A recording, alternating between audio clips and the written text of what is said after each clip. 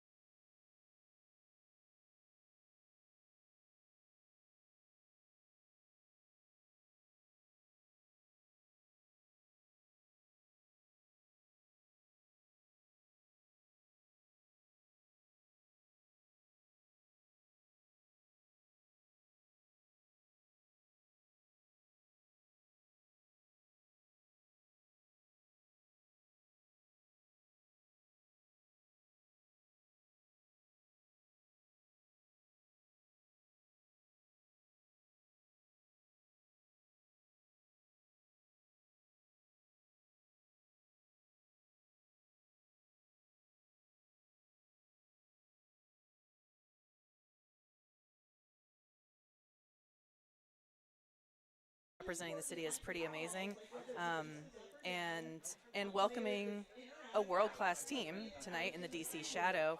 Are there any particular players that you're excited to see tonight? I'm excited to see Amanda Murphy. Mm-hmm. Amanda is from my hometown, from Augusta, Georgia. Then she moved up to the DC area and is now playing around that with DC, obviously. She's a lot of fun to watch. Number 33 on DC. She's a really fiery player, plays a lot of defense, and puts her body on the line always. And Right. We might slip and call her Beans a couple of times, Yeah. but she does have a real name. It's Amanda. And she's definitely somebody who plays with a ton of effort and 100% of her heart. Everyone who's teammates with Murphy knows that they are so valued and loved, and I think that comes through whether it's here on the pro stage in the club game, or I actually just got to work with her at national team tryouts not too long ago. So yeah, definitely a wonderful pick from DC Shadow, player to watch. Anyone on the Soul that you think might be a difference maker tonight? I mean, I feel like the easy answer is Mia Greiner, and that's definitely the right answer in my opinion. Mia is one of those players coming up from Florida, and she's just incredible and very very similar play to Amanda as well. Like plays 100% all the time, basically a walking human highlight reel. Yeah, she has been somebody that I wasn't as familiar with coming into this season, and I have just been floored by her performance. She comes up with really difficult plays. She makes very gritty plays. She never gives up. She's always going to get the second chance if it's possible. And yeah, I think she played at UCF and then came up and is up at Kennesaw State. And it's so nice to have that injection of talent now locally here coming up from Florida. So I agree. She's definitely a player to watch. I would add to that, something that's been really cool kind of forever in the Atlanta Women's Ultimate community is the role that the University of Georgia plays Right. in our scene. And we have quite a few alumni from the University of Georgia playing tonight, and some that are still there. So Fiona Cashin and Martha Wilbur, as well as young Quincy Booth, all of them, I'm sure we'll be calling their names tonight, and we'll see what they can do. Right. There's also a couple of UGA alum on DC Shadow That's right. in Marie We mourn the Perivier. loss of those two. Right. Yeah, Marie Perivier and Emma Jones, who I had the pleasure of coaching when she was in high school at Paideia. They both went to UGA and have migrated north. We hope they'll come home. Right. All of us eventually come home, I feel. But yeah, it'll be great to see them. Because, I do feel that athletes that start in one community, you might hit a ceiling in that community, and it's necessary to move to a new city, a new team, to truly find your full potential. So Right. while I definitely am sad that Emma and Marie are wearing a different jersey tonight, I think I'm very happy for them. Right. One on the men's side, one person that reminds me of that you have coached the past few years, Lucas McClamrock from South Carolina. That's He's been very impressive. Anyways, back to the task at hand. task at hand. Yeah, I feel very lucky that I got to go away to college and then get to play in Seattle, and then come back. And I think that I have been able to re-contribute to the Atlanta community in a way that I wouldn't have been able to had I been here the whole time. All right, Sasha, right, what's yeah. up? Here we go. First pool. DC is on offense in the white. Atlanta in the dark in their, what color would you call that? Teal? Green? Teal greenish? Seafoam. Seafoam green. Oh, I like that. Looks like Atlanta's just coming straight out into a zone. Yeah, looks like an inverted three-person cup with lots of action in the middle. Yeah. Nice huck. That's just a little bit too far. Yeah, Perivier can't quite complete it to Mueller, so Atlanta will take over. Now, Atlanta runs an offense that is not typically, used a lot here in the States, at least. Right, it's a newer set for North America. I think they run something like it in Colombia, but it's more of a European offense. It's called the Hex. So you'll hear us talking about the backs in the traditional handler space, the mid, kind of in the middle of the cutting space, the wings on the sides, and the forwards downfield. Right. Nice hug coming up to Mia Greiner, who finds her teammate for Charlotte Doran for the first break of the game and the first score. So Greiner with the assist to Doran with the goal. What an exciting start for the Atlanta Soul. I think they got exactly what they wanted out of that inverted three-person cup. They got sort of an errant overthrow from the DC offense, and then they were able to move the ball well and open up space downfield. That's exactly what you want if you're the Atlanta Soul. And, I mean, it's kind of clean, boring offense for this D-line, which is exactly what you want. I know a lot of people enjoy, watching the high-flying, big throws, big plays, but, like, when you're on defense, you can't really give it back, especially when you're facing a team like this Shadow team. Right.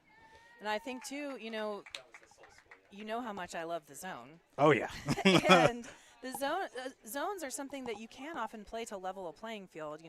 This DC Shadow team is star-studded, and the Atlanta Soul has a lot of newer, younger players, so I'll be interested to see if they stick with this zone here. I mean, if it works once, it might work again. Annalise Peters with the disc right now. You'll see her hucking it a lot, I think, today. Getting that over to, is that Lisa Dang, I believe? Soul back in person to person,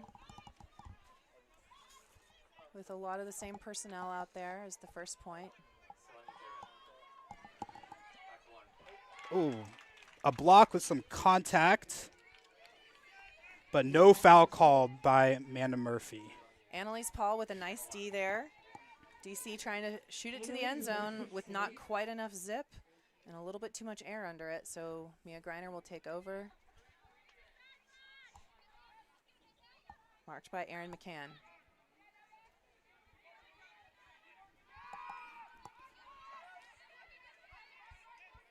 Greiner nice grab. Up to, I believe that's Lally. Over to Harn. Ortiz. Harn. Beautiful left-handed around forehand. Lally. Up the line to Lynn.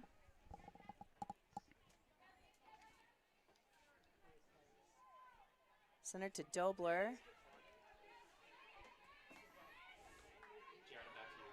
Harn. Soul being nice and patient around their end zone to Dobler.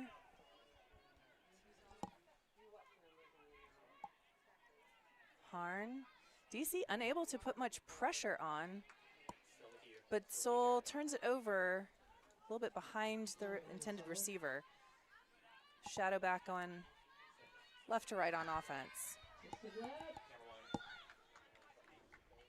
Big huck, but it trails out of bounds, so Atlanta will be picking up on their sideline again. Ashley Gentilette looking for that big forehand, but it doesn't quite get enough snap on it, and it goes out of bounds.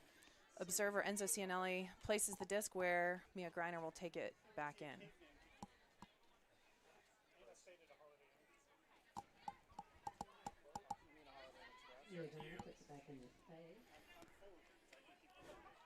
Now, so far, Atlanta's being very patient with their offense and being able to hitting the easy throws, hitting the ones that are open. And I think that is contributing to their success right now. Yeah, just a little miscue there on the reset cut. Misread between the thrower thinking that it was going to be a little tighter and the receiver going further back behind. McCann with the disc in the middle, breaking the mark over to Murphy. Murphy with a nice upline to, I believe that is Marge Walker with a great bid in the end zone for the DC hold. Yeah. Might have actually been, I couldn't see if that was number 15, Florence Brooks, who is definitely someone we were told as a player to watch. Oh, that was Florence Brooks. Apologies, Florence. Yeah, Florence Brooks, kind of a new up-and-coming player that we're super excited to welcome here to Atlanta. You know, now with DC on the board, you just wish that Atlanta would have converted that break. Right. I think that you're not going to get that many chances against this Shadow team, and it's unfortunate to have gotten 2 blocks that don't become breaks. Right. I think it's, early on in the game, they're still trying to figure out, the flow of the field, like the venue as well. And, you take your chances where you can get them, and you gotta convert. Right, here's our first chance seeing the Atlanta Souls O-line. They don't necessarily play O and D lines, but you see people like Liv Ford and Quincy Booth out here who are big, strong throwers. Yeah. Liv Ford can throw it a country mile, as they say down here in the South. Wilbur leads Ford right into Cami Groom. Artful, no contact by Groom, Ooh. who's working the disc up the field with O.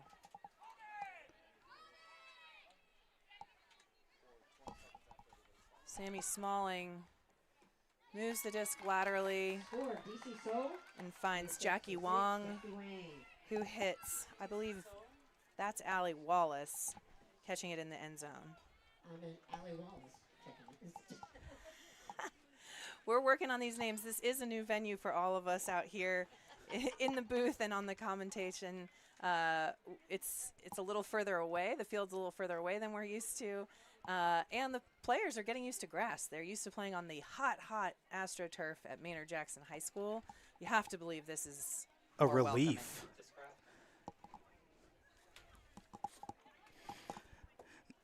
Now, the Discraft Ultrastar is the official disc of the Premier Ultimate League. Discraft, the world leader in disc sports. All right, so each team has broken once, so we're actually back on serve here with the DC Shadow pulling with 6 minutes and 54 seconds left in the first quarter. There are just so many wonderful stars on this DC team, and you have to believe they're going to be even stronger championship weekend when they get some of their USA players back. You see Claire Trope here on the sideline working back from a back injury, and Carolyn Tornquist not playing here today, but a big impact player on the defensive side of this DC Shadow roster. Quincy Booth here with the disc, breaking the mark to the near side.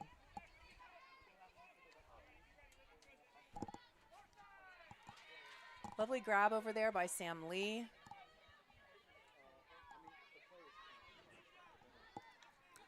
Soul moving the disc nicely, lots of crisp short passes.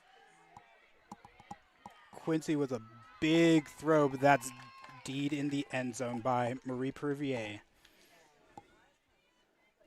Yeah, that pass is, even if it's a very, very good throw, Sam Lee has a height disadvantage against Prouvier. So you'd probably want the reverse of that, Lee throwing to Booth in the end zone with a shorter matchup on Booth. But Quincy's got such great throws, it's hard to turn that off. Right. But with Quincy being so tall, as we see Mia Greiner get the block, it is so difficult to guard and mark a player that is that tall. Yeah, Ford with the assist there. Liv was on the assist.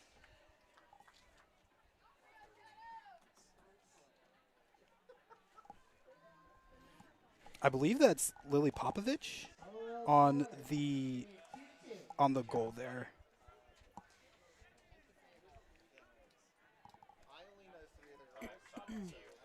Yeah, I completely agree with Quincy being such a strong thrower, using the height as an advantage on the throwing end of things too. I firmly believe that Quincy Booth is the best high school player I've ever seen. Actually, I had to coach against her for many years because she actually played high school ultimate when she was in like 6th through 8th grade as well. It was like a real bear to coach against, but she is able to throw the disc pretty much anywhere she wants. Plus being left-handed is always an advantage. Cheater. Plus being over 6 feet tall. She was just amazing, and I'm excited for her in this next step of her career, playing for UGA Athena and, of course, here for the Atlanta Soul. The Soul did a great job getting that disc back after they originally turned it, putting that goal in. Shadow back here on offense. Sour Beer with the big hook.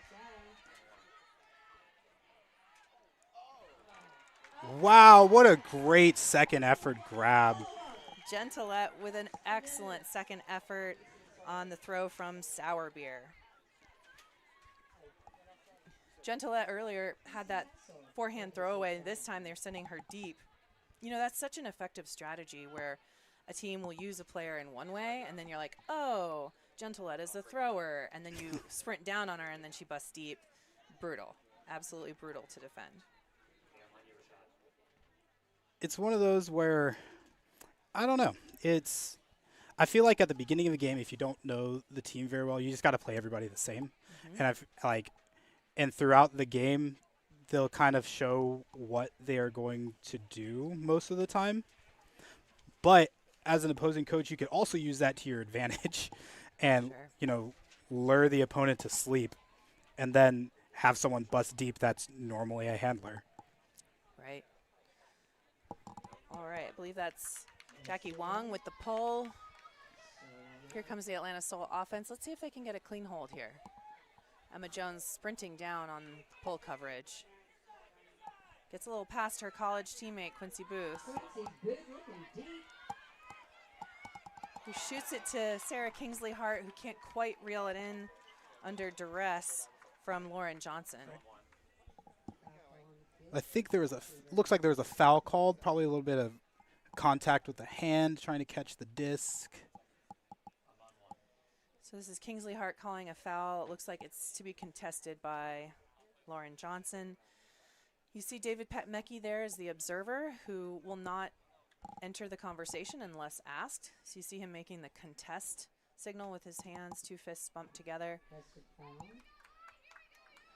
So foul contest means that the players cannot agree on the reason for the outcome of that play, and they send it back, sort of like a do-over. They all generally even out over the course of the game. Soul back on offense, disc to Gerald. Kingsley Hart to Ford, to Ortiz. Nice backhand to space. For Lee again in that downfield space, but Cami Groom elevates over to get it. Jones centers to Sammy Smalling, to Groom, to Wallace, through Smalling, fakes the continuation, hits the reverse, through Groom.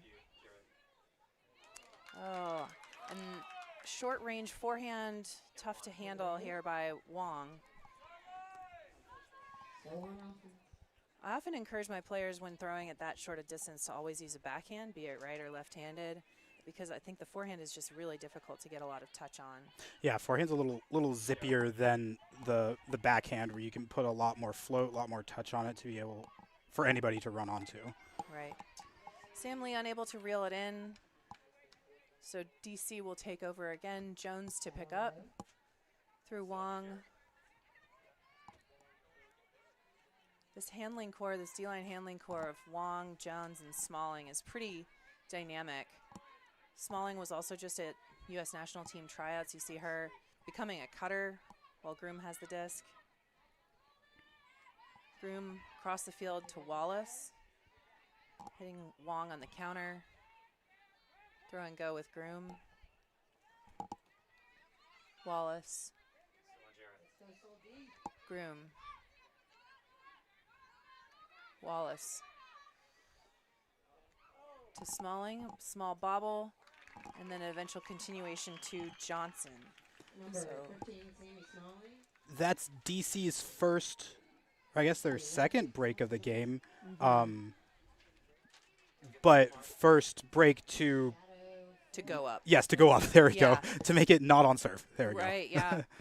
Yeah, so, we call it on serve because DC started on offense and Seoul on defense.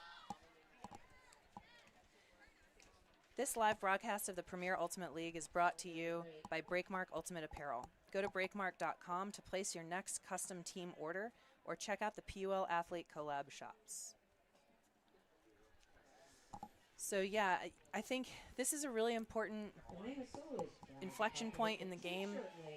Does DC Shadows start to run away with this one, or does the Seoul convert their O point, stabilize, and get back on D?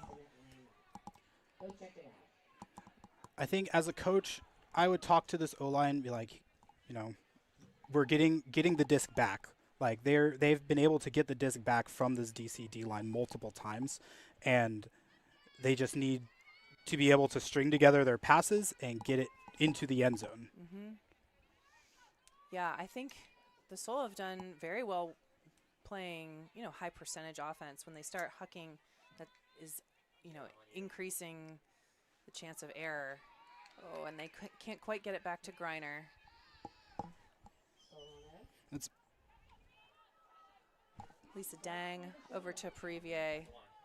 Beautiful step grab. By Marie Perivier. Marie threw it. Lizzie Laurie with a vengeance on that goal. I thought sure that was going to be out of her reach, but Marie Perivier with the leading backhand assist, and Lizzie Laurie making a lovely catch. Yeah, that thing was moving. it was fast, and being able to pull the trigger and put your body on the ground and in the air first, obviously, and then on the ground to be able to grab that, not an easy thing to do. Yeah, I actually really love that. What just happened, that's a thing that happens in Ultimate, is you're open on the open side, right? The mark is forcing Marie to throw that backhand, and Lizzie Laurie's defender's behind her, and so you can kind of throw it out anywhere. And an athletic, strong receiver like that, a playmaker like Lizzie Laurie, is able to catch it and stick it. I mean, she caught it way up high. I thought it might bounce out when she hit the ground, but she had sticky paws, hung on to it. I mean, it is pretty humid here in Atlanta. All the hands are a little sticky. Doesn't always help hang on to the disc. Seoul off to the races. Pass and move with Ford and Ortiz. Ford unleashes her big forehand, but Murphy in for the block. To Gentilette. Yep. Great Doug pass by O. DC sort of starting to flex their muscles here. We're seeing the outstanding playmaking ability. They can kind of throw it wherever, and their teammates will catch it. A pick's called downfield.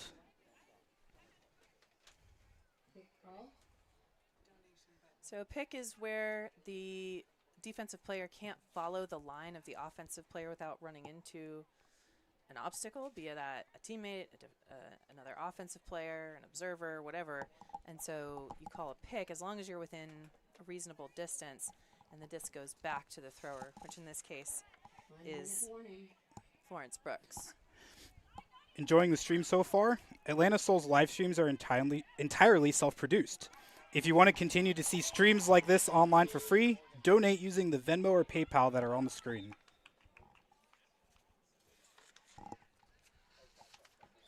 Atlanta Soul gets the disc back. Morgan Lally with a very nice D.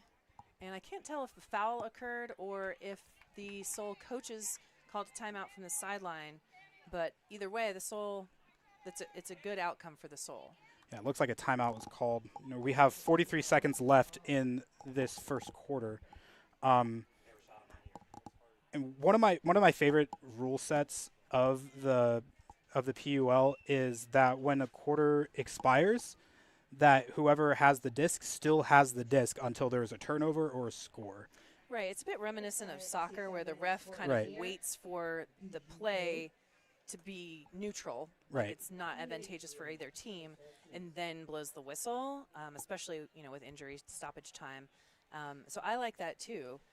So we'll do that for the first 3 quarters, and in the fourth quarter you'll actually see a buzzer beater opportunity, so that when the clock stops and the buzzer goes, that's actually when play will end. But so yeah, the Soul, there's all kinds of interesting strategy for what you want to do here with 42 seconds left. Do you try to possess it and try to play out 42 seconds? Turns out 42 seconds is actually a really long time. It is a in long Ultimate Frisbee. time. This is something we think, when I coached the hustle, we thought about a lot of like, what's the difference between 15 seconds and 30 seconds and all of that. But I think, you know, if you're the Soul, especially how things are going, you just try to run your offense and score. Right. Maybe don't overthink it, especially in the first quarter. Right. Forward with the disc. Quincy Booth downfield. Throwing to a much better matchup, both Wilbur and Booth in the area. Booth out Wow. in space. Wilbur with that lovely forehand. That is exactly what you want. 2 big hucks to be able, honestly, pretty easy. Pretty easy score for Quincy. And that's something we kind of talked about earlier in this quarter was, do we put Quincy Booth downfield to take advantage of her height matchups? Yeah, you know, it's not Quincy's natural state to be cutting downfield. She loves throwing, and she's extremely talented. But sometimes you got to do what your team needs. And, like, your coach might say, they can throw you anything, and you can catch it, whereas you could throw the perfect throw, and it won't work out. I think Liv Ford's hucks have gotten better and better all season. Oh, yeah. And that's definitely a very exciting piece of this Atlanta Souls offense. So I love to see that, especially out of a timeout, Ford just ripping one. And, yeah, it's like a little bit of huck and hope, but it's a high percentage huck and hope. Right. Like having both of their tall players downfield to be able to, you know, just elevate and get the disc. It's very, you know, similar to as you're coaching the hustle in end of quarter situations. You want to put all your tall players on the field for those big buzzer beater moments. You have to. Booth staying on the field here with the PUL. Similar line out there for the Atlanta Soul. Quincy is no stranger to playing multiple points in a row. That's right. Her usage percentage at UGA is extremely high. Yeah, high impact player. Soul on defense here. Looks like we have a little problem with the clock. It's showing 8.8 seconds, but I believe the clock actually doesn't start until the receiving team puts it in play or touches it. Right. I believe since it went out of bounds, it's when it puts it in play. Yeah, so 30 seconds counting now. Jones and Smalling playing dishy against this inverted 3-person cup from the Soul again. Another way to keep Wilbur as the short deep and Booth is the deep deep in that space that they want most to protect. Jones through Cunningham, back to Cunningham, Groom, Smalling. They play through this buzzer, Cunningham with the disc.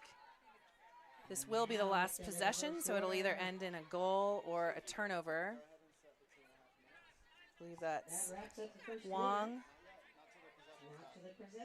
Jones, Smalling, Cunningham. Cunningham, another player to watch. Her throws are extremely strong. I think she's probably very comfortable in this zone offense. Smalling, also a seasoned handler. You can see they're just, I call it nickels and dimes. You just take tiny little yardage gains. You're very patient. Handlers to handlers, high percentage throwers. Taking the first open look. Wong throws a scuba for the goal to Groom. So that's Wong's second assist. Cami Groom's first goal. She's been playing a lot of D, a lot of shutdown D. So we end with a 6-3 quarter. DC Shadow up 3 on the Atlanta Soul. Sasha, how would you feel if you're the Atlanta Soul after one quarter with this score on the board? I would feel good, considering how strong this DC team is and the results from the whole season. You know, if this, you know, keeps up through the 4 quarters, they are scoring more than any other team this season on this team. Right. DC has been winning games, you know, sometimes by more than 20 goals. Right. And holding other teams to not only single digits, but sometimes small single digits. So I agree. I think you're satisfied if you're the Atlanta Soul team, but if you just saw this as faceless opponents, you would also see that you made some errors, right? That you had more opportunities to break. You had, times when you were trying to hold with your O-line that it was really on you. Like, I didn't Right. see DC really taking the disc from the Soul as much as the Soul making errors. On the other hand, that's also very actionable for this second quarter, and that might be something we can see in the second. Right. I feel like a lot of the turnovers were just overthrows or underthrows for the most part. There wasn't any, crazy blocks that any of the DC players were getting. They were, underthrown, and they were in a position where that underthrown disc was, just going to go straight to them, or just overthrowing your receiver by just a tiny bit. Small things that are easily fixable, that can really, make it so that this Atlanta team just keeps rolling. Right. And, well, I think that the DC Shadow made a lot of pretty fantastic plays, lots of layout grabs. Their offense seems to be churning a bit better, like more in flow than the Souls offense, perhaps. I do think that, like, the door is open for both teams. Right. I think a lot of times in Shadow games, like, the game is over by the end of the first quarter. It's definitely not the case here. The Atlanta Soul is going to start on offense, which is great. So they're going to try and keep this hold at the beginning of the second quarter, go get up to 4 points, and then see if they can get a couple breaks back here in the second. Do you think you would play some more zone, or would you go person, or a little mix of both? I think that their zone has been, forcing this DC team to throw a lot, and when you throw more, you tend to make more mistakes. The percentage of making mistakes goes exponentially higher. And I mean, they were able to generate a turnover on the first point and convert a break. So I say do some more zone, and then throw in some person in there. And Yeah, just kind of change it up. The way I like to do it is you don't ever want the offense to know what's coming. Right. And so you mix it up, maybe some alternating zone and person, maybe a couple different zones. And I would love to see the Soul just like really take it to the DC team. I think that's probably what DC wants as well. They want a tune-up before championship weekend. And, like, let's see what the Soul can truly do. Here I believe we've got perhaps Lizzie Laurie with the pull for Shadow starting on D. Soul set to receive.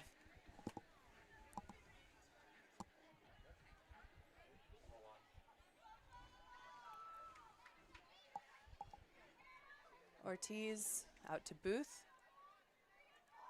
Allows the offense to settle. Pass and move with Ortiz to the sideline to Lee. No mark for a bit. Takes her time. Up to Jaski. Or Erickson. Wow, Up to great Ortiz. throw from Liv Ford. Just put it right into the breadbasket for Ortiz, in a place where the DC defender had no chance to be able to get that. Right. Ortiz with her first goal. Liv Ford with her second assist of 4 goals. It's looking really good. This live broadcast is brought to you by the Premier Ultimate League. The PUL is a 501c6 nonprofit. This league has been community funded since day one, and we are so grateful for the support. We ask that you consider donating to help us continue to transform and fulfill our mission. Head to premierultimateleague.com to donate today.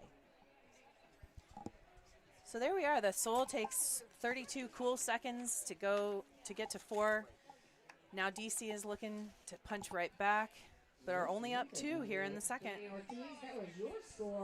Yeah, that was a great offensive possession for Soul. They hit all of the open receivers, and I think Atlanta as a whole, like just the community, is a very they used to call it chicks dig the long ball back in the day. We morphed it and said chicks dig the high percentage away pass. Right. Which is so nerdy, but way cooler. And that actually is what Liv Ford is throwing, high percentage away passes. It's not just as far as she can throw. It's into space to good receivers where only they can get it. Speaking of into space to good receivers. Yeah, Jess O hitting Gentilette in absolute stride. That's 2 goals for Gentilette. Looking very good tonight. Even quicker work by the DC O-line. It'll be interesting to see which team's defense kind of locks in first here. I think we're expecting to see some changeup thrown by the DC Shadow tonight, where they might be practicing things. We might see a zone look here and there. So I wonder when they might do that. To me, this feels like a time where they're up 3. We're into the second quarter. Maybe we'll see something new here from the coaches of the DC Shadow. Right, and again, this DC team, the only thing they have to lose is their pride right now. They're in a championship weekend. They're going, you know, why not try some things? Right. You know, see if we can do it. And I think you also, you want to go in hot to championship weekend. You could coast and you could even lose this game, but that is not the mentality you want to take not at all. Big tournament time. Personally, I would like to see DC lose for my own personal amusement, but you know that's not their mentality. Obviously, Sure. they are going to come out. They're playing as hard as they can, winning this game. Ford up to Greiner, makes a beautiful catch, but kind of releases it, and she knows it. She's checking her follow through after that one. It comes out a little bit bladey, so a little bit more vertical than she wanted, and the defender comes and gets in the way. That's where the sticky hands don't work very well. Smalling picking up, nice high release backhand to Wallace. Into Groom with a nice undercut. You see Cami Groom going through her progressions, looks up field twice, and then finds her reset. Even the best players in the world look early to their reset. Here, Johnson to Wong, finds Groom again. Lovely flakes.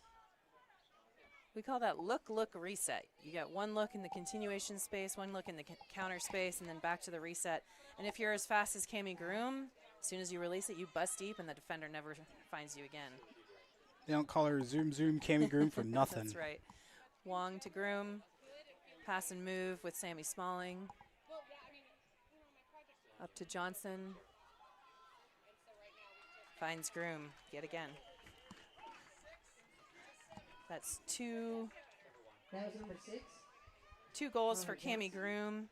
First assist for Lauren Johnson, added to her goal already.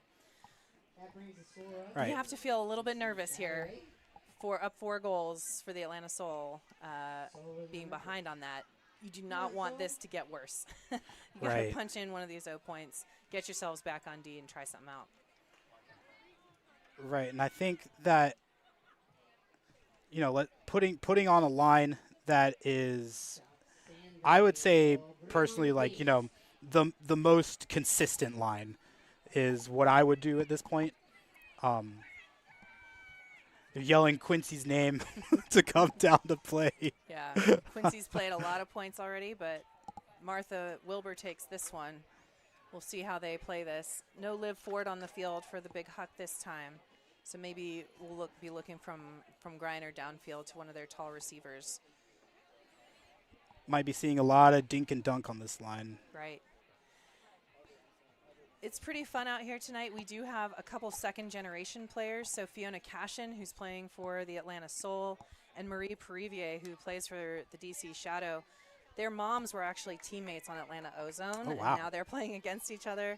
It's pretty amazing to see this happening. I can only dream of the day when my daughter and my son are out here playing against the little ones who are out here being inspired by these awesome athletes. And I know that Fred Perivier and Somewhere Dawn are both very happy to see this happening, as well as, of course, the Cashins. Beautiful catch by Martha Wilbur out there. Maybe Martha guarded by Marie right now. Maybe PGA one day teammates. my kids will play against your kids. Oh my gosh! Well, let's have them be teammates first. Hey? Oh, there we go. Ortiz guarded by Carolyn Normile. Ortiz. Finds an inside backhand, swallowed up there by Marge Walker. Just a little bit too much air into that pass. Walker finds Norma on the far side.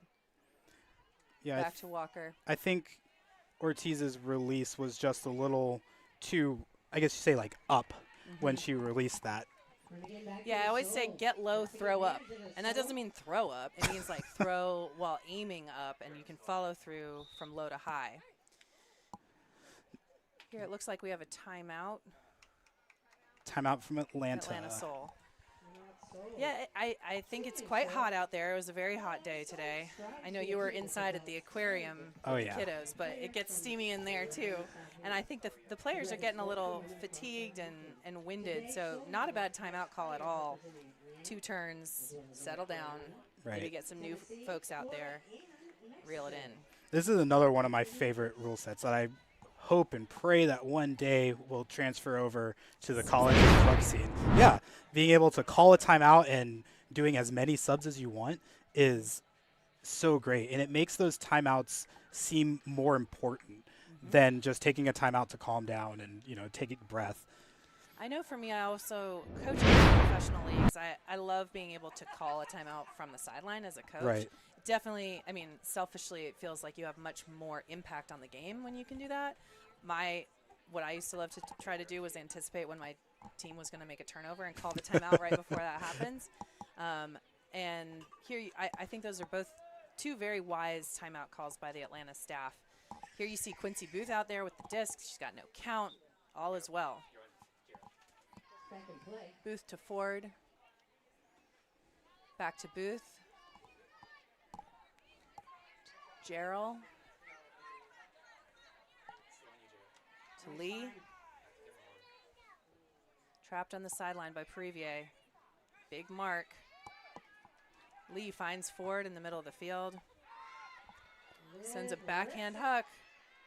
Gerald has position but can't quite reel it in.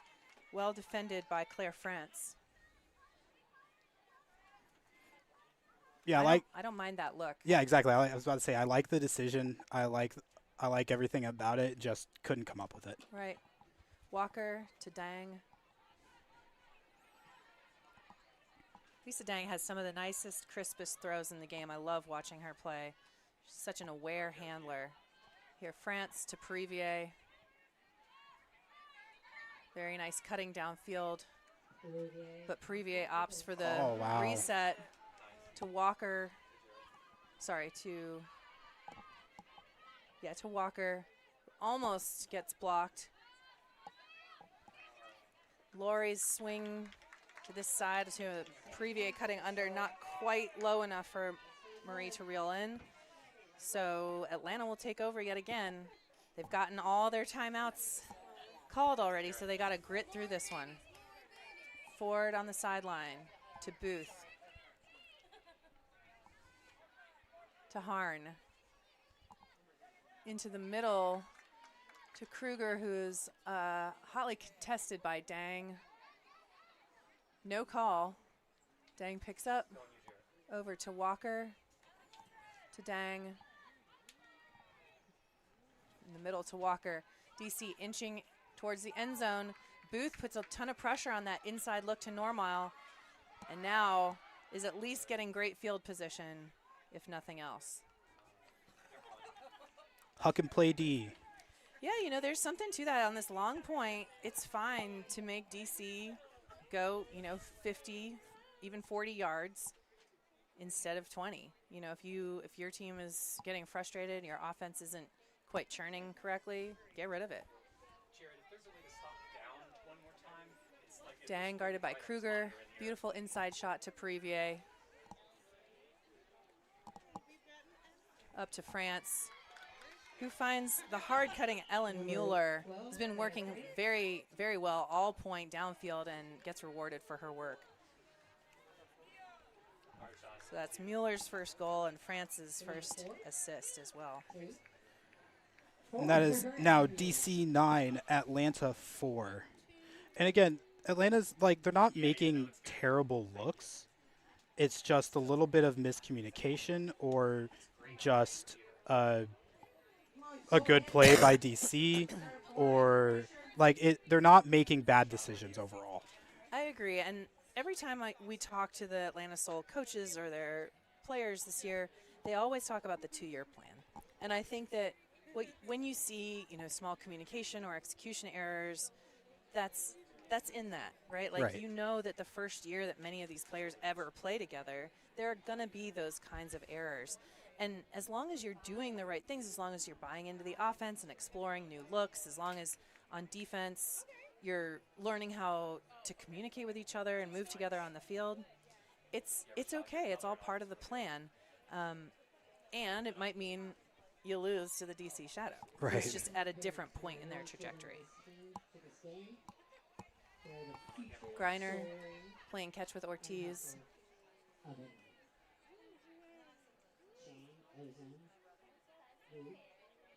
Back to Griner. Working with Dobler back there. Griner over to Lally. Some frustration on the field from the Atlanta Soul. The handlers getting a bit disconnected from the cutters, but eventually find Wilbur. To Cashin. Lally puts one up. Griner makes yet another beautiful deep play to Ortiz. He finds Fiona Cashin in the end zone. Much like Ozone found her mom in the goal for many, many years. Jamie Cashin, now one of the coaches of Fiona and her UGA teammates out in Athens, which is such a lovely piece of knowledge passing from parent to child, from one generation to the next. And you really see the benefits of it with Fiona making such an impact as a young player on the Atlanta Soul. Yeah, we're starting to see more and more players being able to, grow up and play Frisbee from a young age. And, as the game evolves and ages, we'll see that a lot. Right. Ultimate existed for a little bit before I was born, but not for long. Right. And there were certainly no second generation players. Okay. There are now. Enjoying the stream so far? If you support the visibility of women and gender-expansive players in professional Ultimate, we would appreciate your donation. Donate using the Venmo or PayPal that are on the screen. Okay, so the Soul back on the board. They've got 5. Time for them to put some defensive pressure on. They've got some young, excited players out there. This is Candler Bolt's first game. Super excited to see her play out here. Griner playing tons of points. Starting this off with the PUL. Also, no stranger to playing a lot in that UCF team, which is one of, I don't know, 9 people on the 9 team. total people, right? But they were all good, so it didn't matter. Right, going all the way to nationals, and they were great. There you go. Soul's pressure causes an errant pass behind the receiver. So Griner to pick up on the counterattack. I think the Soul coaches are probably wishing they had one more timeout because this very athletic and experienced D-line struggles with their cutting. Right, that would have been a great time for a timeout. Mm-hmm. Putting on Quincy and Liv and the rest of the offensive players. Yeah, it's one of the hardest things, training your D-line to be stingy offensive players. Oh, yeah. I wish for that. I coach D-line at the University of South Carolina, and it is so difficult to try to get them to play just basic Frisbee. I mean, you have to totally change your mindset. Right. You go from being intense and gritty to being calm and stingy. Jones with a nice forehand look to Wallace in the end zone. Jones's first assist. Allie Wallace's second goal.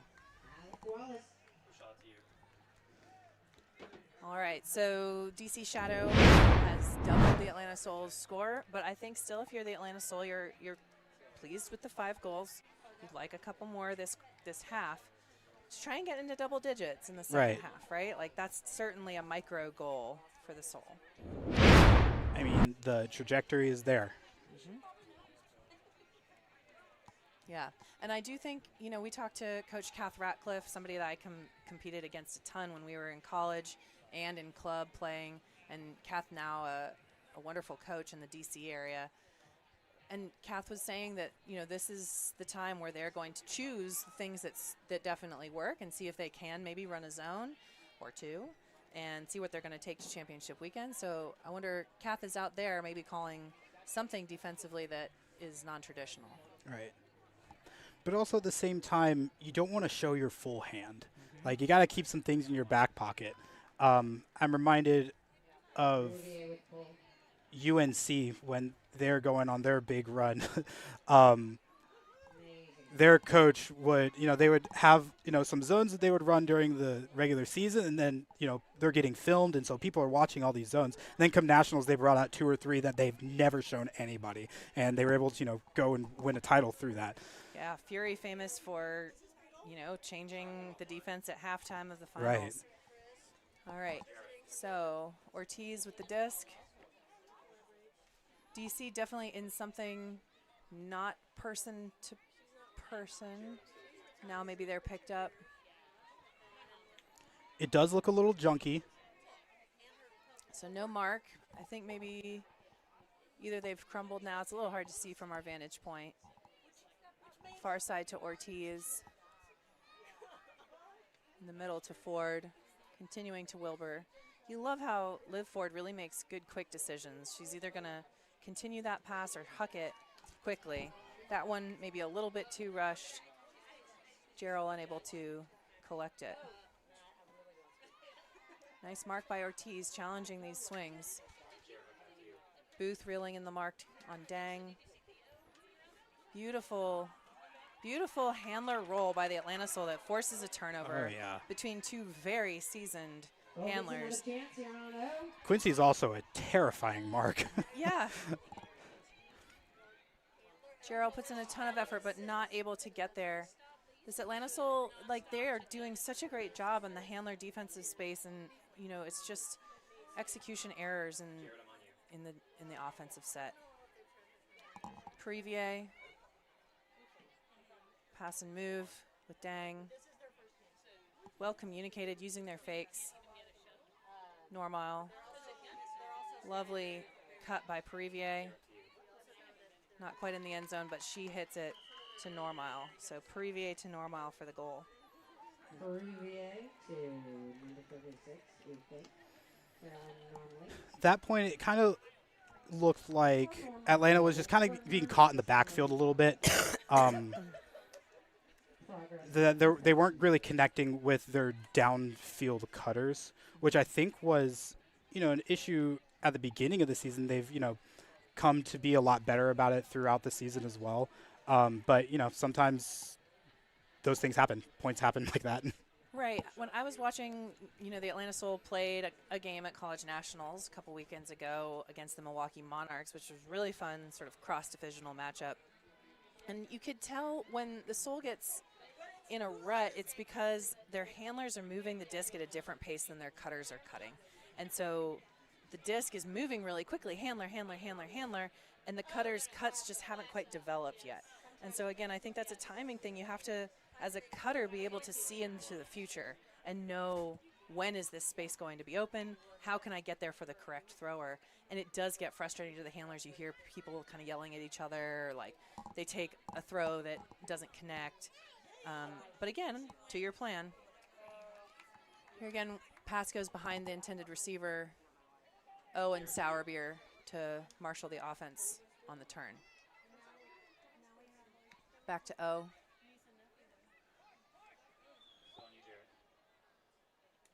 Gentillette gathers it on the far side. Shadow, reset reverse through O and Sourbeer. Lovely job back to Gentillette, who's just going coast to coast on that play. You often talk about scoring from the front to the front, and Gentillette had the disc right on the edge of the end zone line and ended up catching the goal on the complete other side. Great work by Gentillette and the handlers to move that disc. Gentillette's 3rd goal tonight. With 39 seconds left in this first half, I think, draw up a play like they did the last time where there was 39 seconds left. Just 2 big hugs down the field and, try to get some points on the board. Because I feel like, I'm traditionally a defensive player, but if I'm playing offense, it's hard to get scored on a lot in a row. And sometimes, just seeing the disc in the end zone will really, be like, oh, yeah, we can do this and we can do it well. And let's just keep doing that. Yeah, that's such an interesting way to think about it. I never really thought about that mentality of, like, hey, we can put the disc where we could score. Right. And even if you don't catch it there, it's okay. I really like that, Sasha. I'm going to steal that. All Talk right. about that with my athletes. Gotta put the disc in the end zone so you know you can. Shadow with the pull. Lee collecting up to Ortiz. Back to Lee. Center to Ortiz. Lots of motion downfield, but back to Lee, who finds Wilbur. Marked by an equally tall Allie Wallace. Jones goes for the interception on Gerald, who hits the reset Lee through Ortiz. Looking for the far side, but Wong with a great mark. Count must be getting high. And so a pass goes up. Really very nice mark for all of the seconds from Wong. And we're wondering, did that buzzer go off while Atlanta Soul still had possession, or had it hit the ground? I believe the disc was in the air. I'm not 100% sure. I guess observers are saying that it was on the ground when the buzzer went off. Right, so it had already hit the ground, and so DC Shadow will have one more possession to try and increase their lead to 8 before halftime. Smalling to Jones. Good clamp down handler defense by Griner, but Smalling gets open with momentum through Groom, who takes off. Groom and Wallace working. Groom with a lovely inside out backhand to Lauren Johnson to increase this DC Shadow lead up 13-5 as they go into the half. I think, like we said, the Atlanta Soul should not be disheartened, should not give up, but DC Shadow is definitely showing their mettle and exactly why they are undefeated this season. Right. They are moving it very confidently.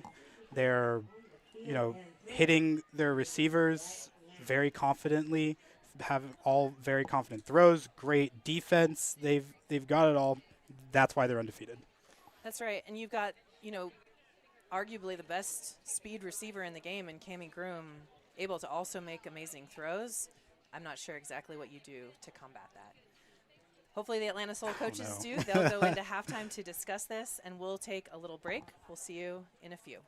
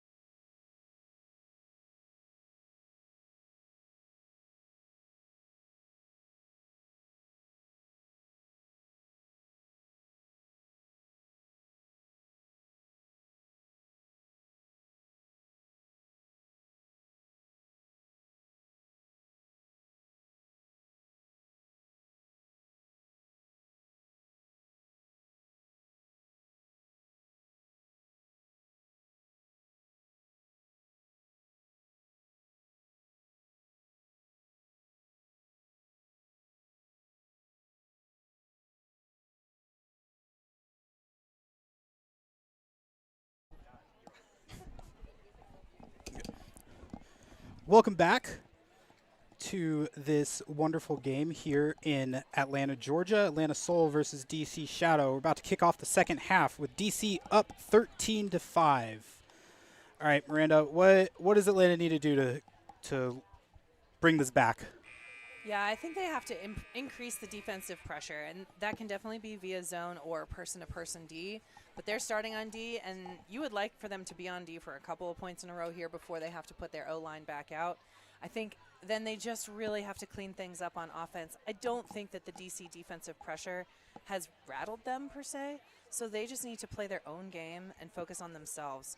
I often think, like, if my team can just do what we plan to do, no one can stop us. The other team doesn't matter. And I hope that the Atlanta Soul can embrace that attitude and mentality going into this second half. Yeah, we will see what happens as Mia Greiner is set to PUL.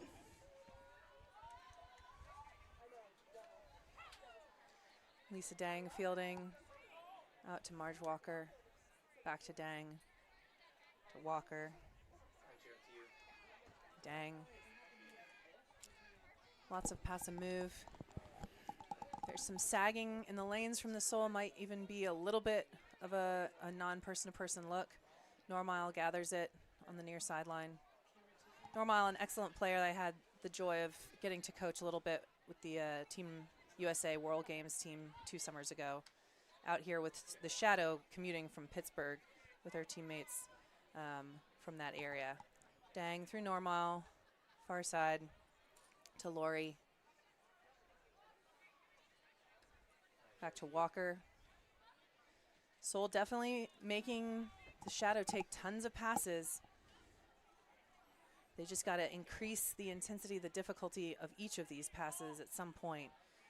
Try to make the Shadow throw a bit more downfield, up and over. Stall count increasing some on Normile there, but finds Lori. Far side to Perivier. Through Normile. You notice this zone is not trapping a sideline. It's sort of allowing lots of sideways passes.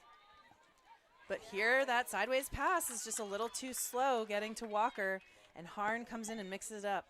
I've really enjoyed watching Harn this season. She's an excellent high-pressure defender. Now she gets it back as a cutter. She's going to run Lisa Dang around this point, I imagine. That wing position is my favorite position to play in a zone. Being able to, when you know you're going to get it, you can just attack and get that disc, and that's what she did there. Yeah, I think a lot of novice zones bury people at the wing. They're like, oh, we can hide somebody in that side position, but actually it is the most important kind of block-getting area. Booth upfield and finds Charlotte Doran for the goal. And just like the beginning of the first half, the beginning of the second half, Atlanta comes out with a zone and gets a break. So maybe we should do some more zone this second half. Yeah, it's certainly their highest percentage in terms of what D gets breaks. That said, it is hard. That took 2 minutes and 10 seconds to convert into a break. And, they're playing almost 2 whole minutes of zone defense. That's a lot of work. And if you don't have the personnel where you can change out who's in that zone, it's going to make for a really tough way to break back into this game. For sure. That said, Soul is at 6. DC still looking for their first conversion of the second half. Looks like they have an all-new O-line out for DC Shadow, coming out against some of the same players for the Soul on D. Maybe a little bit of a change up here. Perhaps back to person for a point. Lull them into a false sense that they can just work the disc around. Really pour it on this point, see what happens. Yeah, as an O-line, changing up the pace of play is very difficult. Going from being calm and patient while running through zone O to playing person O and having to, grind hard and cut hard and have a lot more, tougher throws is not easy to do. Yeah, and just the frustration of never being able to run your pull play when the other team is not playing straight person to person. Here you do see the inverted three-person cup back with the Atlanta Soul. Coming out here with Peters and Sourbeer working the handler space. Coming over here to Brooks. Back to Peters. You hear the fire call from the Soul as Peters puts it over McCann for another O-line turn for the shadow. I love that we were able to see that. You heard the Soul calling fire, fire, fire, which is the universal code to transition from zone to person-to-person defense. And that is often when you see the turnover happen. It's such a crucial inflection point for the offense. And the D often, as it's changing, it feels vulnerable, but it's actually harder for the O than anything else. Liv was wanting to put that to a deep always. receiver. Working through Booth. Far side to Cashin. Dynamic duo. Just out of the reach of Therese Dobler. I think Atlanta not going into their zone. Going immediately to person. What a great throw from Annalise Peters. Peters to Murphy for that goal. First assist for Peters in this game, though no stranger to high pressure situations. I love watching Annalise Peters play. Her throwing prowess is just so good. Like, she can do anything she wants, and she can throw it, basically the full length of the field. She's got so much power in her throws. And I also love watching her because it's fun to watch. She has very long hair, and when she runs around, her hair bounces around a lot, and that's a lot of fun. The aesthetic is good, right? It's Right. very good.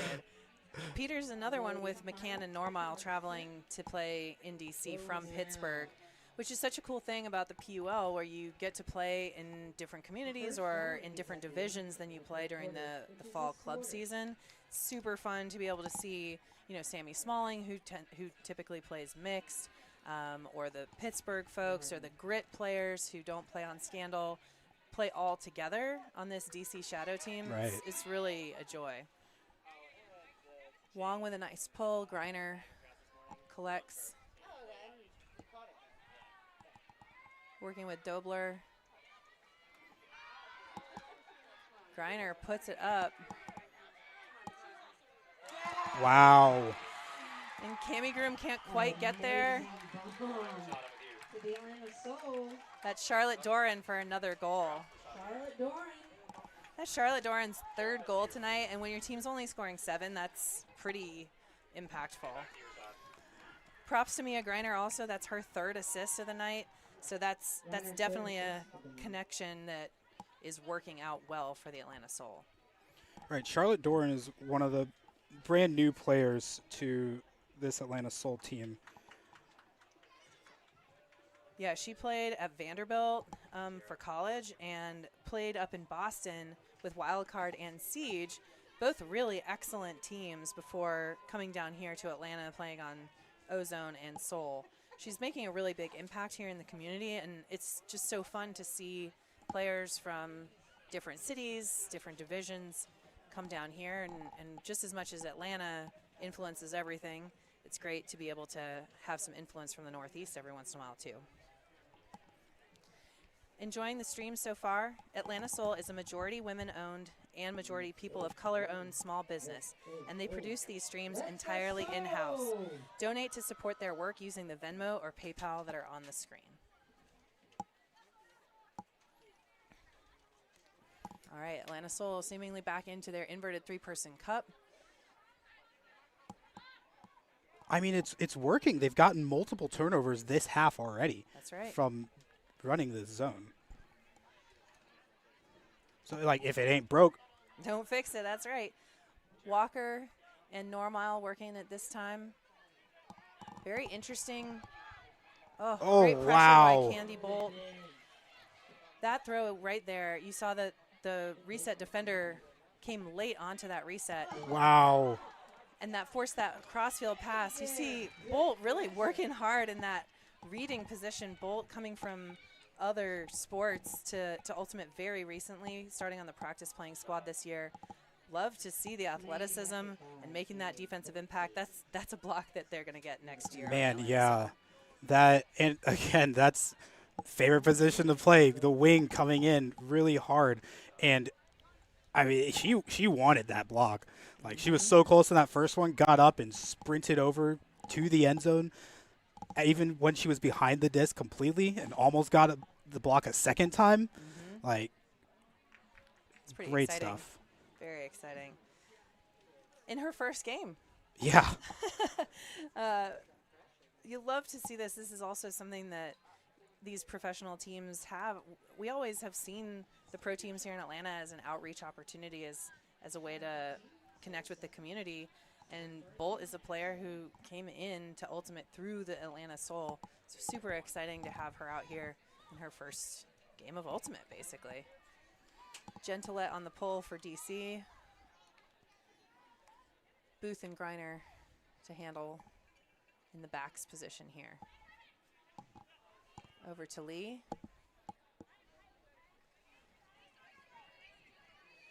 And here's a different look from DC. This looks to me like a trapping cup zone of some sort, forcing that very high risk pass. Albeit over to Quincy Booth. Awesome effort both by offense and defense, but Gentilette comes up with that block. Gentilette just putting on the burners to be able to run past the offensive player and get that block. Right, I think Gentilette had pinched in really far as the deep in that zone, luring Quincy Booth into throwing that, and was able to catch up to the block. O here starting on offense, going the other direction with Peters. Back to O. Looks like Soul has actually fallen into their zone on a turn, which is really interesting as a counter defense. D-lines traditionally struggle to complete lots of passes against a zone, so that's an interesting tactic for the Soul's O-line to play zone on turns. Peters.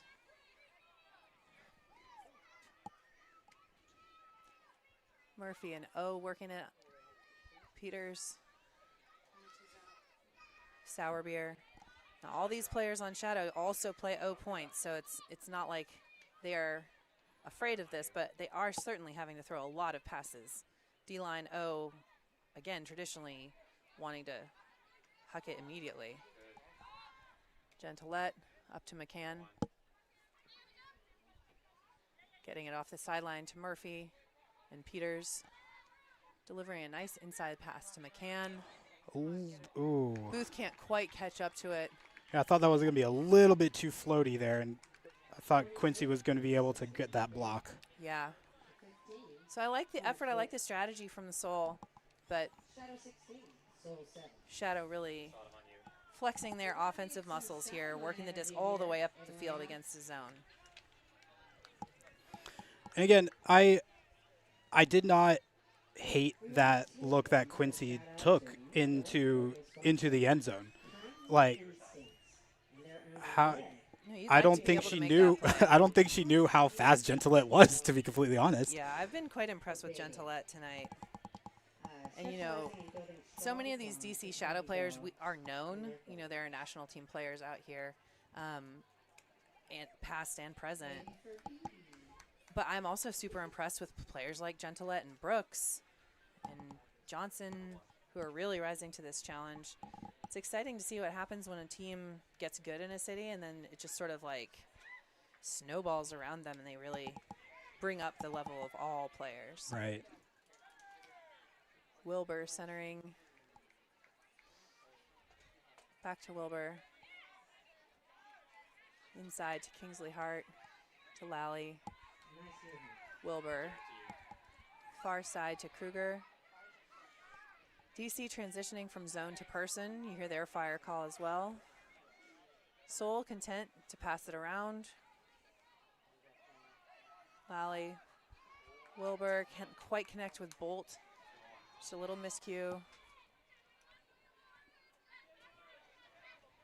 Kingsley Hart marking up on Wong through Sammy Smalling. Far side to Johnson. Upline to Wong. DC really buying into their upline handler cuts. Something that I've often thought but haven't really had the data to back up per se is that it does not pay to go backwards, especially when I'm coaching in divisions where there are higher likelihoods of turnovers. Like I coach high school girls. There's often at least 1, if not 12 turnovers on every point. And I always say we always cut up line. And it was very interesting to hear that from Coach Ratcliffe before the game, that's something that she wants the DC Shadow to always be doing, is going up line, especially with that first handler reset cut. And you really see it working there with Wong to Johnson with the goal. Yeah, I thought it was interesting as well when we were talking to her about it. I mean, it makes sense, but also at the same time, it's so ingrained in my head to throw the dump backwards sometimes when like I don't know. It's definitely interesting, and as the sport's young. We're going to be getting a lot more data as the years progress. While more and more people are playing, and more stats nerds are going to be playing and doing I welcome them. stuff. Yes, come to us. And I like it. It's it's innovation. Right. My least favorite turnover in the game is when the thrower looks to their reset, and the reset goes upfield, and the throw goes backfield, and it's this sign of like a lack of communication between the players, or a lack of knowledge and awareness of like what we do as our team strategy. And so I think saying something like we always go up line with the first handler cut, it alleviates those miscommunication errors that are so devastating in yardage losing. I agree with Kath Ratcliffe on this one. Love that offense. Atlanta Soul here. Greiner to the near side for Dobler. Through Greiner to Booth. DC in a zone. Looks like a trapping zone, meaning they're pushing only to one way, but the Soul getting nice overhead passes. Working quickly. Booth and Cashin working together. DC transitioning out into person-to-person. Forcing backhand. Ortiz. Annalise Paul. Wow. Lovely catch from Mia Greiner to save her teammate's semi-blocked throw, and has the composure to choose the reset to Cashin, who hits Booth. Greiner deserves the rest she's taking on the ground there. The human highlight on the goal. Human highlight reel comes back again. Yeah, Greiner, she's something else. Yeah. Let's see this replay.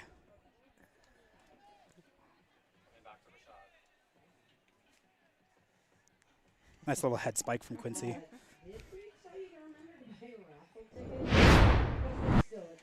It's so interesting because what I hope, especially young players, if they're watching this stream and they watch Mia Greiner, and if you had to like put your finger on her superpower, because she is a high impact power, her superpower is effort. Right. Which is highly controllable for all of us, no matter what type of body we've been born into, or what our natural talents are, or how skilled we are.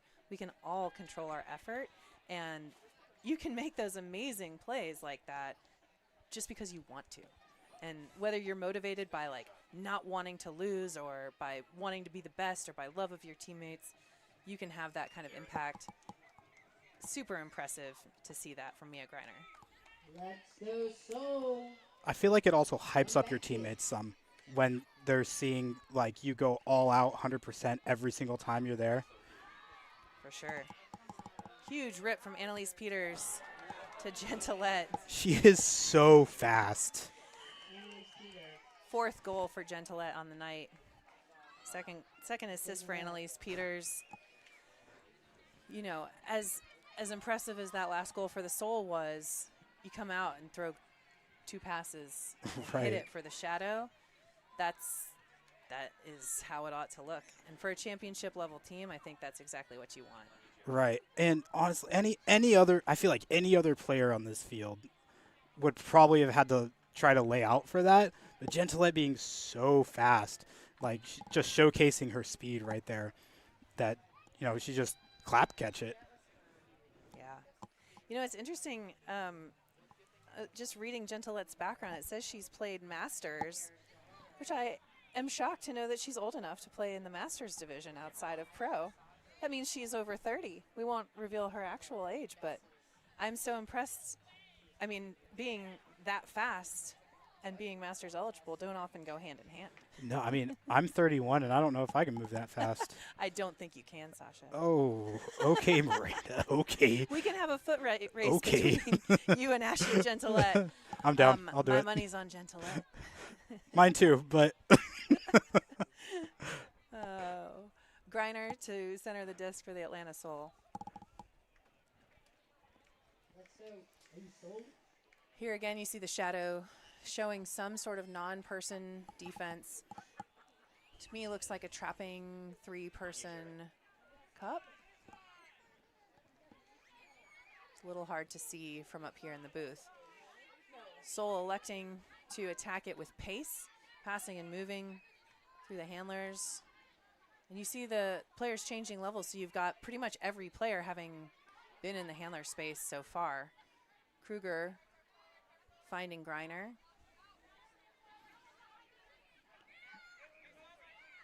Shadow again clamps down on that reset, forcing a big swing pass cross field. And you hear the fire calls. Shadow going person to person. Soul working through Bolt.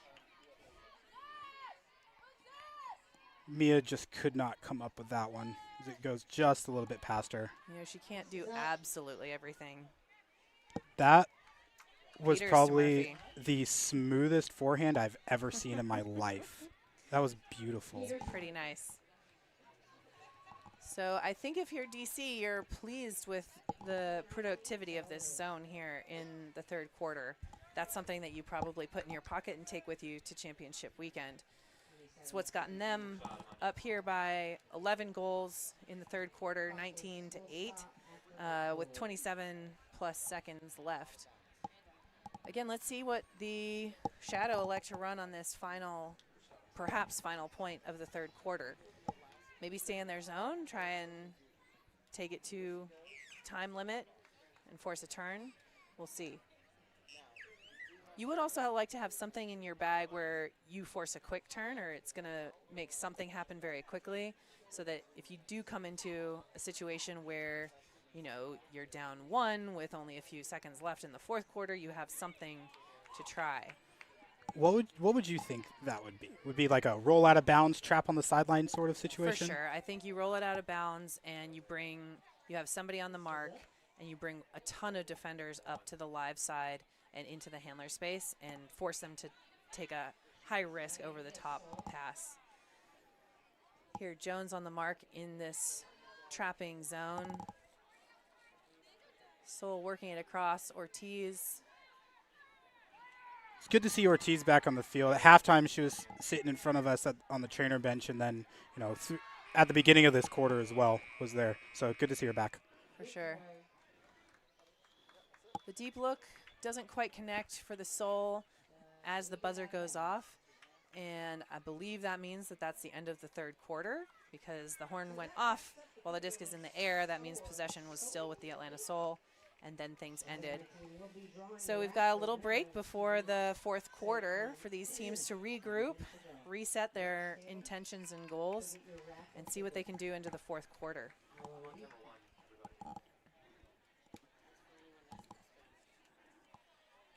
Now here for the Atlanta Soul, you know, they are really hoping to finish off their season with pride. I think, you know, they would definitely like to get into double digits. They've got 8 goals, so getting 2 more over the course of the fourth quarter is certainly doable. I think that would be a micro win for them in their first year of the 2-year plan.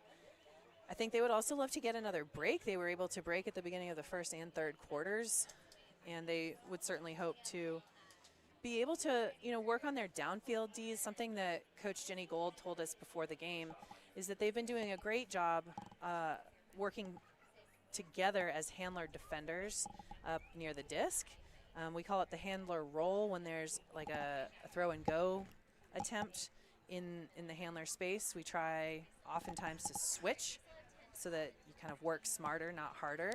And Coach Gold was talking about how she really wanted to see her team be able to do that in the cutting space as well, to be able to pass people off between deep defenders in the same way that they're able to communicate and work super hard in the handler space. Have you seen that at all from the Atlanta Soul yet, being able, like their downfield D? What have you thought of it so far tonight, Sasha? Um, from what I've seen, their downfield D hasn't been bad at all. Like they've been, contesting the throws. They've been able to, make it not super easy for DC most of the time. I mean, sometimes you just can't do anything, when Gentilette just runs deep. um, Right, when the other team has a well-timed, well-executed practice right. offense. Okay, so yeah, I agree. I would give it like a B plus Right. kind of deep defense. I think Coach Gold is looking for A- for this maybe fourth quarter here. Try to elevate their game. But if you're the Atlanta Soul looking after one more quarter into the off season, I think you're just wanting your teammates to play as much as possible. Right. Touch that disc, get your 10,000 hours in, and come back with a higher execution rate in your offense that you've just started learning this year. Right. Playing, it's kind of a celebration of their season right now in this fourth quarter. When last games of the seasons are not fun per se because you don't get to play with your teammates anymore, but you just have to make the most of it. And I think that, the Atlanta team wants, obviously get better and just, be able to play with their friends some more. Right. I think that's always a very motivating factor, especially when you're like trying to qualify for something or Oh, yeah. eliminate another team and be able to pass on into the next round or the next level. Is like you just want one more game together. I think that's such a lovely way to think about sports. Is you just want more time together. It's that stuff you can't go back and do later in life. Soul to field the pull. Booth and Ortiz back. Gerald. Booth. Throw and go with Gerald. Quincy in momentum. Big huck. But Cammie Groom comes in front of Sam Lee. Makes the play as she often does. Groom over to Wallace.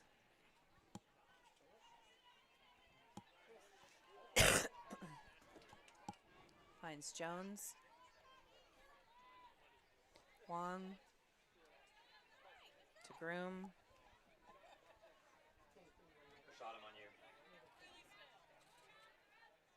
Soul making Shadow go backwards. They really shut down that upline cut really nicely. But Wong finds Wallace on the hammer. He rips it to Groom. See if Sam Lee can get this one back. And it's Cammie. Cammie Groom not messing around here tonight. Sometimes you call that bookends, right, Sasha? Call them bookends. You can call them posters. Might find some Sam Lee posters online in a couple hours. Yeah. But Cammie Groom, like she's one of the best to be doing it right now and perhaps one of the best to ever do it. She's having fun out there. I think that Cammie, who also somehow is Masters eligible. That's wicked crazy.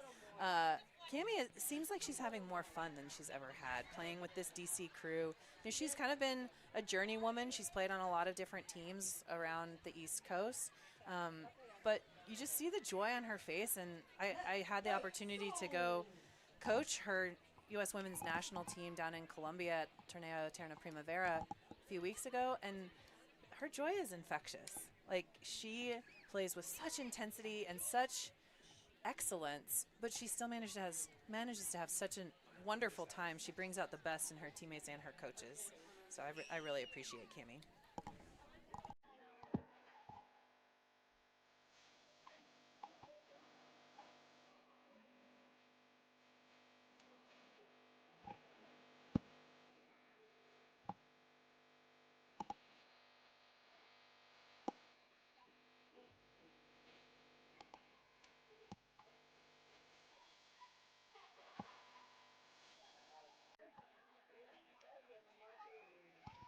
Atlanta Soul back here on offense. We've got Elise Erickson with her first Atlanta Soul game, making an impact on the O-line here. Dobler through Lally and Greiner. Back to Harn. Back to Greiner. Harn bounces it back. Lovely change of direction. Disc stagnates a little with Greiner, and she has to pass it too far cross field, which gives, honestly, Dang and France a chance on that block, and Dang makes connection with plastic. So Shadow will take over on the sideline here. Soul setting their zone here on the counter defense. Walker with Dang, a handler duo that has a ton of practice together. Over to Normile, who overshoots her intended receiver, and the Soul take over.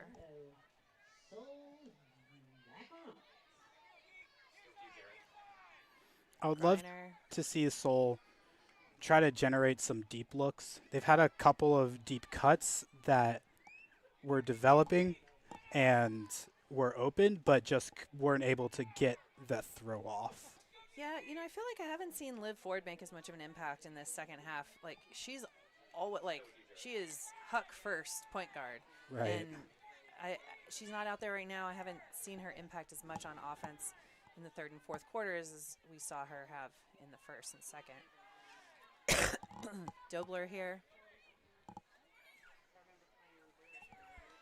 Upfield to Harn. Nice yardage gaining cut. Ooh. But a beautiful block, sort of an off hand block by Perivier. Disc is, as we call it, tacoed. I wonder if it broke. Usually you don't stop play unless the disc is actually broken. Got some dog barks from the from the DC. From the UGA fans right. for Marie, I imagine. Oh, wow. Yeah, that disc is tacoed. So they'll get a new disc for the Shadow. Head back on offense. Up 20-8 with 8:44 left in the fourth quarter. That was Walker. a thunk when that disc hit her. Yeah, I'm glad Marie's okay. But yeah. She's out there running the ball, so must be all right. Perivier here with it. Far side to Normile. Ooh, a little scoober up to Lori from France. France with her second assist, and Lori with her second goal after that extremely athletic play in the first half. You know, Marie Perivier, just an amazing injection of talent and athleticism into the DC scene. You know, we hate to be robbed of what we've got here, but I am super excited for her to have the opportunity to play on a championship caliber team. She did a lot of work on Ozone here, and she also did on UGA. So we'll see what she does in DC.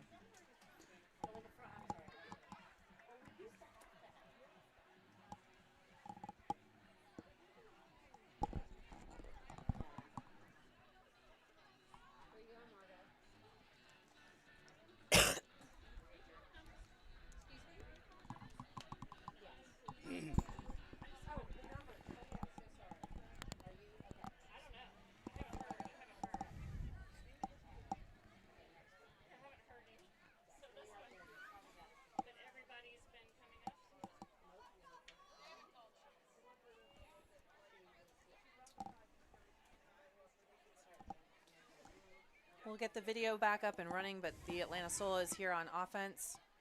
Gerald to Lally. Wilbur on the backhand sideline up to Bolt. Trapped on the mark by Gentilette. Can't quite connect with Ortiz downfield.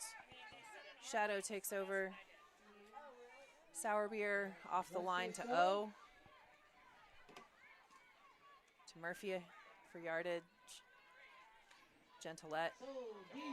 A little dishy to Murphy with momentum. Looking upfield to Brooks, who was trying to keep her feet in as she made the play, but the disc just tails off a little bit.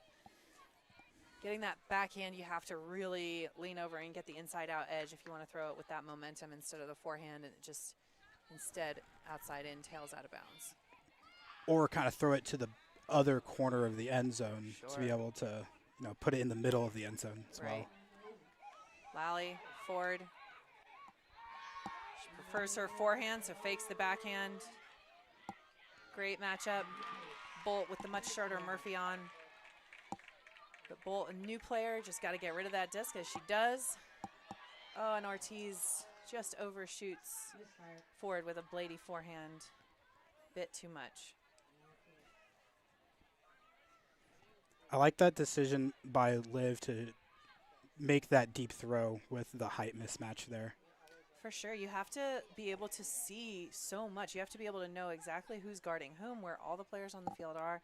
Liv Ford is an excellent hucker, and she's able to make that read. She's not going to throw to the matchup unless it's correct. Here's Bolt on Murphy. Excellent effort by Gerald, trying to take the lane. And sometimes that effort can rattle a team. Gentilette not able to make the catch and have some sort of injury. Lower limb injury. Unfortunately for what certainly is a contender for our player of the game. Oh, for sure.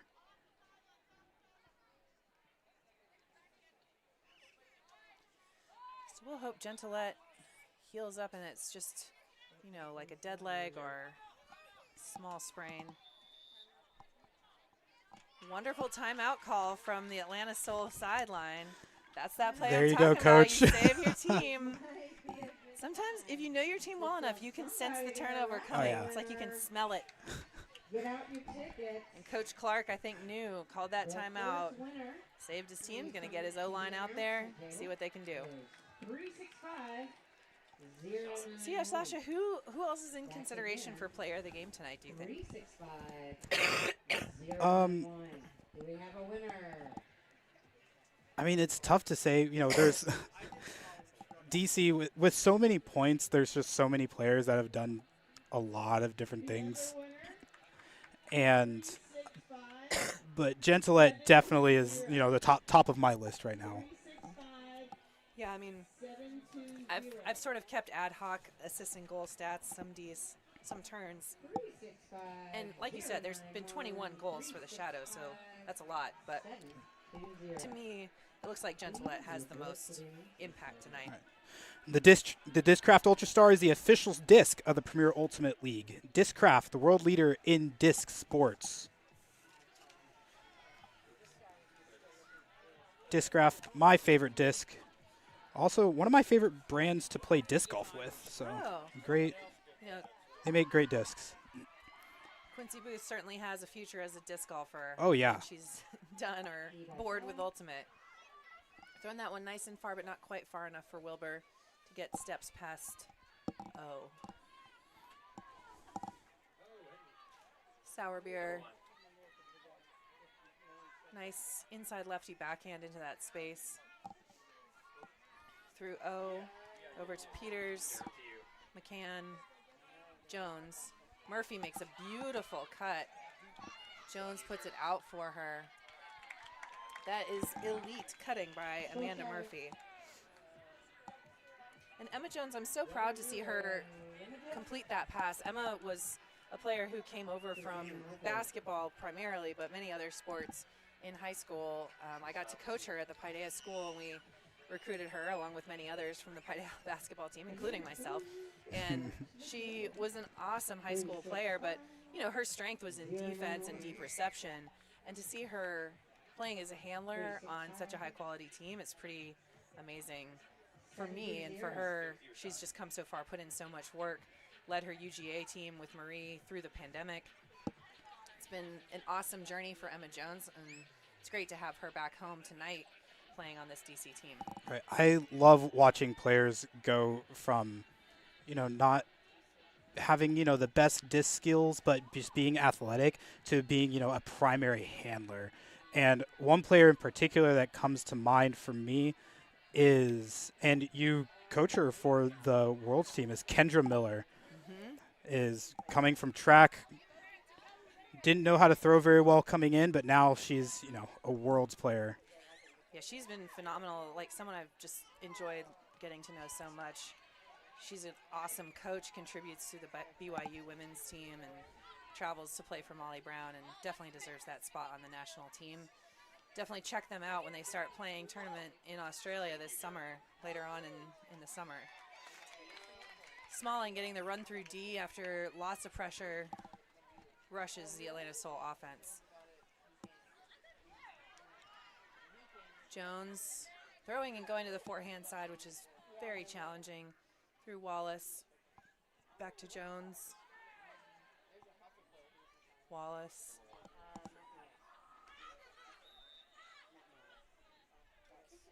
Harn tries for that inside block and comes up on Wong instead. I imagine that's a foul call.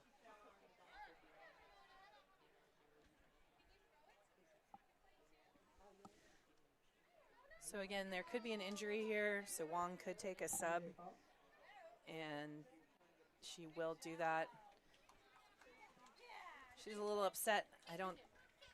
It's tough, you know, Harn's trying her best, but sometimes you don't actually have a play, and if you're not careful, you might make a play on the player instead of on the disc.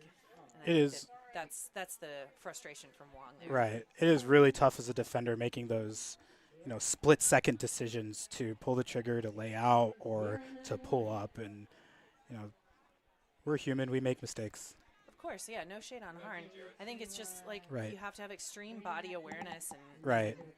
control to be a great defender, knowing where you are and how close you can be to your offensive player and still make that play.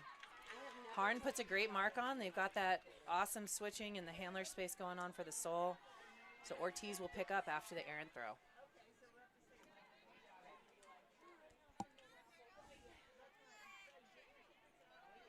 Well, and that's that stickiness. Little sticky fingers. Yeah, it's still hot out there. You can see most of the field still in sun, even though we've been playing for 2 hours here.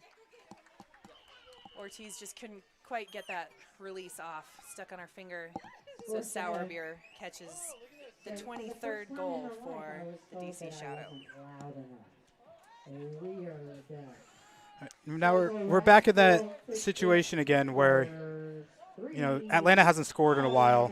You know, gotta put one in to gain some confidence. I know, they haven't scored in the fourth quarter. Oh. Commentators curse a little bit. I said, Man. it's going to be easy for them to get to double digits. But I still have hope. What have we done? I know. Yeah. I do think the Soul are also like giving tons of players shots out there. They've really opened up their lines. You're seeing practice players who are getting their first game in, newer players playing, which is absolutely the right call as a coach. Like this is the first game of next year, not the last game of this year, in my opinion. Shot at 23. So you've got Erickson out there with the traditional O-line for the Atlanta Soul.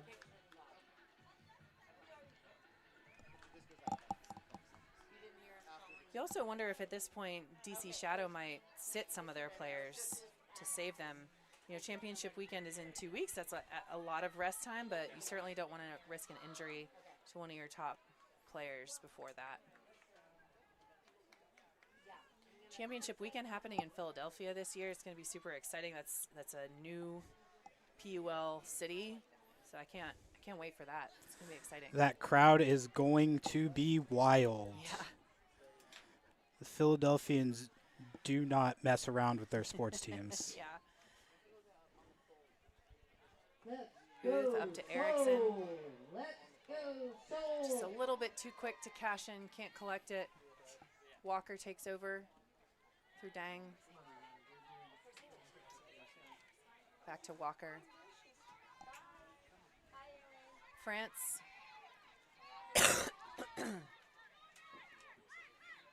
Bit of a high count, but finds Lisa Dang. Lovely fakes. Ford setting a good mark, but Dang gets off the line to Normile. Silky swing pass. Awesome fakes from France. Soul really trying to keep this pressure on, even though they are close to the end zone. Pick called in the end zone. Right, so even though the pass is completed from France, the disc will go back because the offender got open with too much help from running her defender Quincy Booth off of a pick. Legal in basketball as long as it's set without moving, not so legal in ultimate. France marked by Erickson to Dang. Greiner reeling on the mark. To Walker. Walker and Dang playing a two-person game. Over to the break side to Normile, streaking into that underspace. This live broadcast is brought to you by the Premier Ultimate League. The PUL is a 501c6 nonprofit. This league has been community funded since day one, and we are so grateful for the support. We ask that you consider donating to help us continue to transform and fulfill our mission. Head to premierultimateleague.com to donate today. 628. Sasha, what do you remember about when the PUL first started? Like, how did that make an impact in your life or your ultimate community? I know it was huge for me to see professional women's ultimate for the first time. What about you? I was in college out at BYU. And I thought, hey, this is pretty cool. Why are they only on the East Coast? You know? Yeah. But I mean, like, I get it. There's travel is not cheap. Being able to travel across country is not cheap. And then, a couple years later, the WL formed, and now there's, we have these two leagues that are working together to really bring about the women's division of professional ultimate. And I think it's amazing. I'm a co-host for Ulti World's Double Overtime podcast. So you can check them out on Spotify or any of your podcasting apps. And, we talk about, as we see it, wow. I guess Gentilette Gentilette with the block. back in the game. Right. She seems fine. But yeah, we talk about the PUL, the WL, and it's been a lot of fun being able to watch all these games and watch all these, amazing women play this sport. Let's go. For sure, yeah. Having a women's division for women and gender-expansive players is just game changer. Especially for me as a coach in the high school girls division. For this, some of my athletes are out here watching these games, and it's a game changer. Another goal for DC Shadow. Are they running up the score? They are running up the score. You wish in basketball there's some sort of four corners type offense where you could just let the clock run out, which might be fun for them to practice too, but also maybe a little bit of playing with their food. With about a minute left in the game, last minute for this Atlanta Soul season. We want to do something cool. Let's do something cool. Let's forget about everything else and let Mia Greiner work.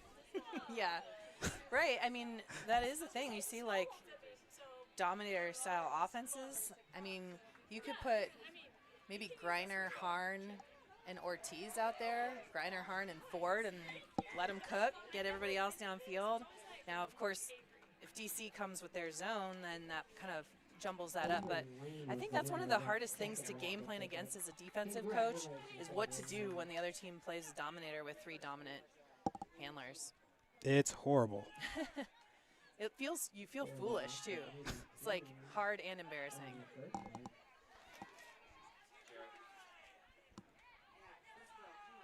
I think Popovich out here hasn't been able to play much today. Hamstring injury. Huge impact player. Here you go. Ford looking for Greiner.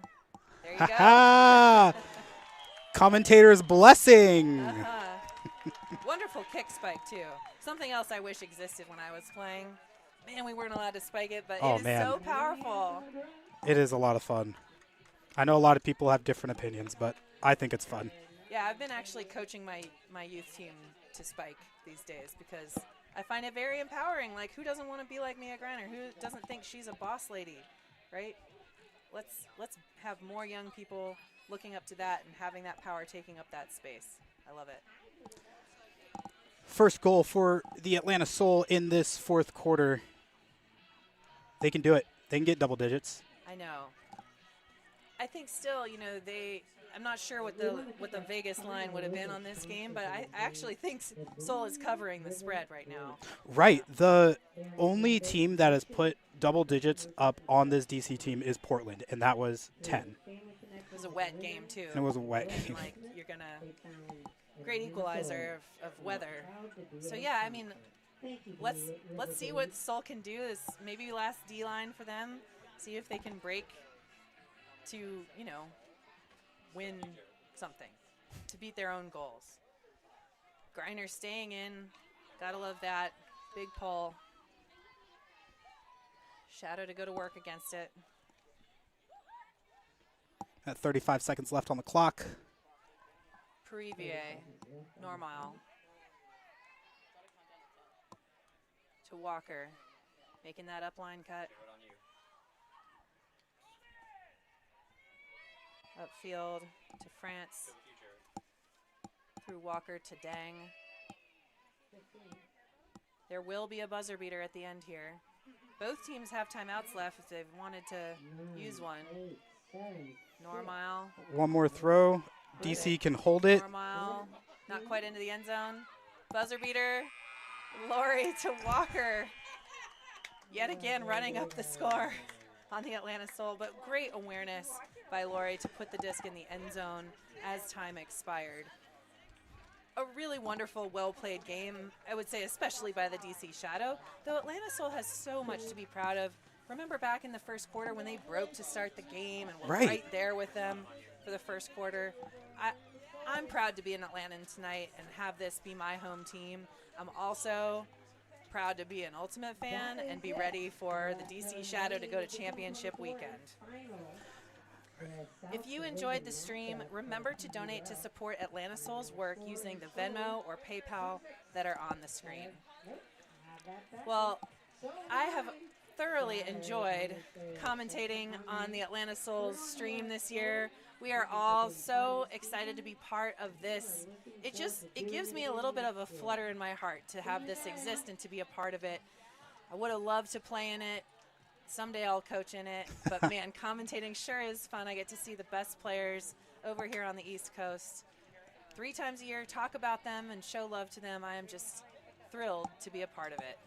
It's a lot of fun. I appreciate the Atlanta Soul ownership for reaching out to me to be able to, you know, make the drive over here and do this with you, Miranda. It's been a lot of fun.